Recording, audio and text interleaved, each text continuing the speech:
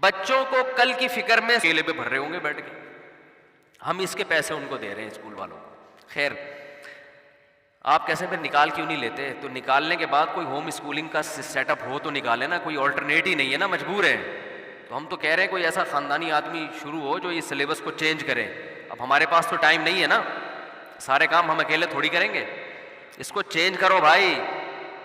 تو دیکھو بچہ کیا نکلتا ہے۔ یہ بڑے بڑے علامے جو پیدا ہوئے ہیں نا، یہ ایسے اسکولوں میں تھوڑی پیدا ہوئے ہیں۔ یہ اسلامی دنیا میں جو بڑے بڑے علامے، دیکھو حافظ ابن حجر رحمۃ اللہ علیہ، فتح الباری اتنی موٹی ان کی صحیح بخاری کی شرح ہے اور اتنی تحقیقی کتاب ہے، آج دنیا میں کوئی مسلک کا شخص ایسا نہیں ہے جو حافظ ابن حجر کا محتاج نہ ہو۔ شافعی تھے، امام شافعی رحمہ اللہ تعالیٰ کے مقلد تھے، آج سے 700-800 سال پرانی بات کر رہا ہوں میں۔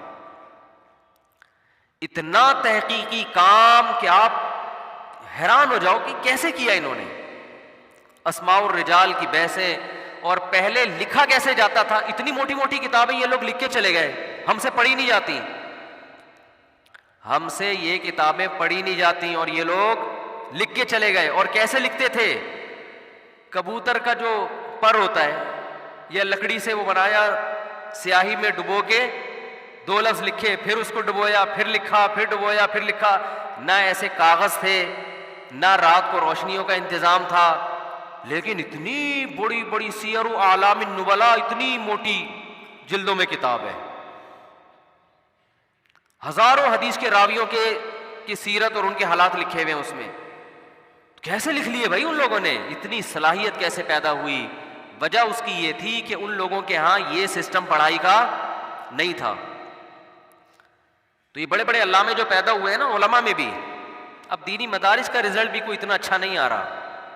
اس کی وجہ ہے کہ استاذ آئے گا، وہ کتاب لے کے بس وہ پڑھانا شروع کی، طلبہ بیٹھ کے سن رہے ہوتے ہیں، بس وہ بہت سی جگہوں پہ ایک فارمیلٹی سے پوری ہو رہی ہے۔ ٹیچر کی محنت تو بہت ہو رہی ہے لیکن اس کا آؤٹ پٹ نہیں ہے۔ تو جلدی سے بات سمیٹ کے ختم کرتا ہوں۔ جو پہلے علماء پڑھا کرتے تھے، جو بڑے بڑے علامے پیدا ہوئے ہیں، ان کا طریقہ یہ ہوتا تھا کہ ایک فن کو پہلے فوکس کیا کرتے تھے۔ جیسے بچہ جب پڑھنا شروع کرتا تو سب سے پہلے اسکول نہیں تھا، نہ مدرسہ، باپ اگر عالم ہے تو وہ پڑھائے گا، وہ کہے گا جو مجھے آتا ہے پہلے وہ سیکھ لو، پھر جو مجھے نہیں آتا اس کے لیے میں آپ کو کسی اور استاذ کے پاس بھیجوں گا۔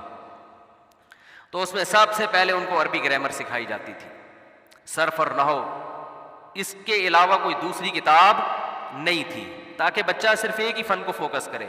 پھر اس کے بعد عربی ادب پڑھایا جاتا تھا، عربی ادب میں مہارت ہوتی تھی۔ پھر اس کے بعد ان کو حدیث پڑھائی جاتی تھی، بنیادی کتاب، اور تفسیر پھر پڑھائی جاتی تھی۔ پھر اس کے بعد فقہ کی طرف آتے تھے۔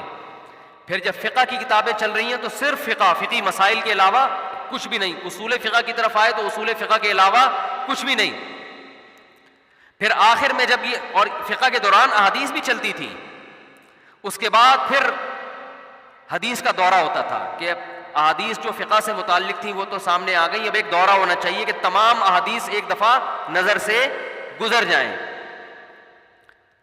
آج 6 کتابیں ایک ساتھ تھوپی ہوئی ہیں، ایک کتاب سے ابھی دماغ ہٹتا نہیں ہے، دوسرا پیریڈ شروع، ٹھیک ہے نا؟